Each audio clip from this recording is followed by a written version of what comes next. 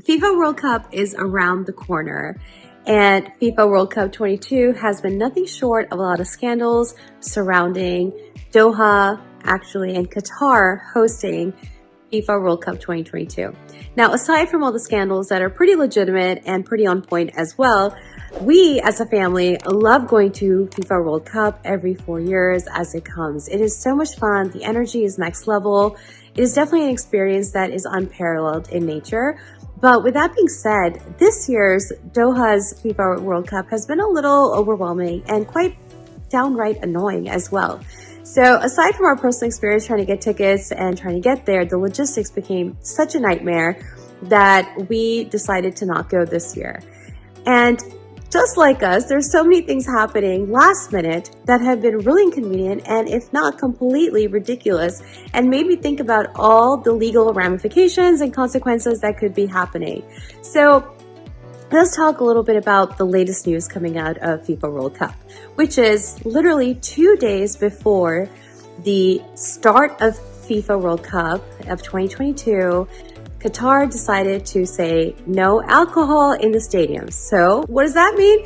Budweiser, which is the exclusive alcohol partner and sponsor and marketing, one of the biggest sponsors of FIFA, spending over $65 million in sponsorship, has basically been told that you cannot sell your alcohol at the World Cup, which is so mind-blowing because yes, it is Qatar. Yes, they have their rules. Yes, there's certain customs and religious reasons as to why they don't serve alcohol, but it's not a fully 100% no alcohol country as well. There are places that are allowed and permitted to sell alcohol.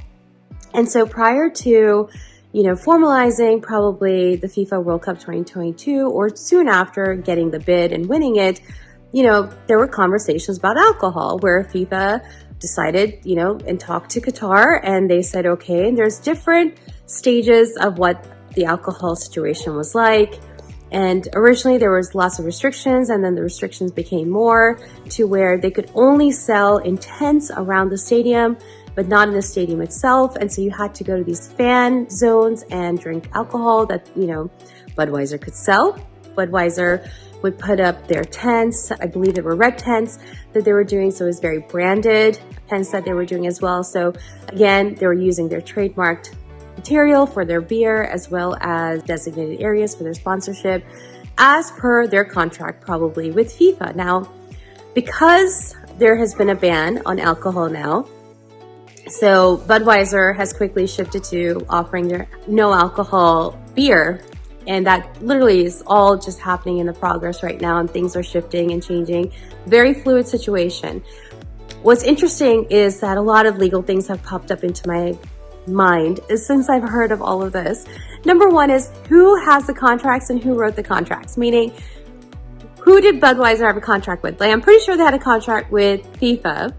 Did they also have a contract with the government of Qatar? And now when you're dealing with a nation, a country, what does that look like? Because not all country contracts or nation contracts that you're doing with the government look alike, and not all governments are alike too. And there's a lot of sovereignty that they will claim, and they can literally unilaterally make decisions and there's no ramifications for it. And so this brings me to a point where if there are takeaways from this, the takeaway would be that if you're entering a contract, whether it's with a big company, a small company, a government, or anything, agency, or anything like that, make sure there are certain people that you can hold accountable with that contract. So in this case, most likely Budweiser does have a contract with FIFA because they are one of the biggest sponsors. They have been for many, many, many World Cups also. So this is not just something brand new. What's going on is pretty unprecedented, but at the same time, everything that's happening this year in FIFA World Cup is pretty unprecedented as well. So again, who is the party that you're getting into? You really need to know that. So that way you're getting into the contract with a company that you can hold accountable or a party that you can hold accountable, which is always so important. And so the names of the party have to be correctly put into the contract, but also you need to make sure that you're getting to the contract with the right people. And that is just so crazy to me. But again, everybody's working together. Budweiser has come around with different alternatives, and they're also making themselves pretty flexible and fluid in the situation because they have obviously sponsored, a pretty large chunk of FIFA World Cup as well. Now, it kind of takes me to a lot of other issues that have been happening and I've been thinking about with FIFA World Cup. And it's just that overall, the takeaways that you have is, yes, it's a government, and there may be some consistency with certain governments and lack of consistency with other governments. Whenever you are getting into a contract, number one, it should be written, because it really proves that there is a contract, and it also gives you a lot more evidence as to what the expectations are, and if there's a breach, then what happens at that breach, because that's super important as well. And again, who's the stronger party? So when I was reading and doing some research on this, apparently back when Brazil was hosting, Brazil also had a rule and a ban, I believe, what I read from, on having any alcohol in their stadiums. But in order to host, FIFA pressured them that they had to have it. And so Brazil had to succumb to it, and they complied. But here, it's a totally separate situation, and Qatar is essentially just saying, we're going to do what we want to do, and we're going to change all the plans last minute. So as a party who is subjected to another party's whims or changes, and you can't really do much, how do you handle that? So how is FIFA handling that with all of their sponsors?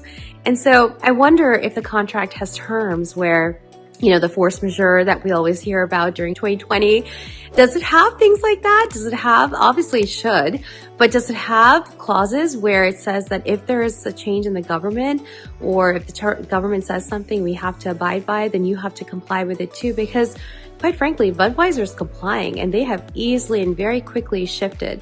So I also wonder if they had red flags where they were already preparing themselves for this shift and for the changes in the policies that Qatar is bringing out to them.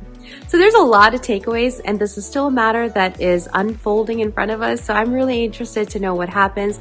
I'll pop back in and let you know what other information comes back up, so to give you a little bit more depth legal analysis on this. But in the meantime, what are your thoughts? I want to hear. Have you ever been to the FIFA World Cup?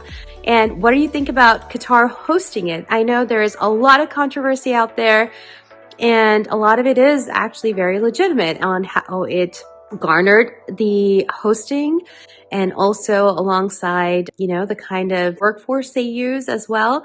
So tell me your thoughts, leave them in the comments, share them in the DMs. I'd love to hear them. Until next time, bye.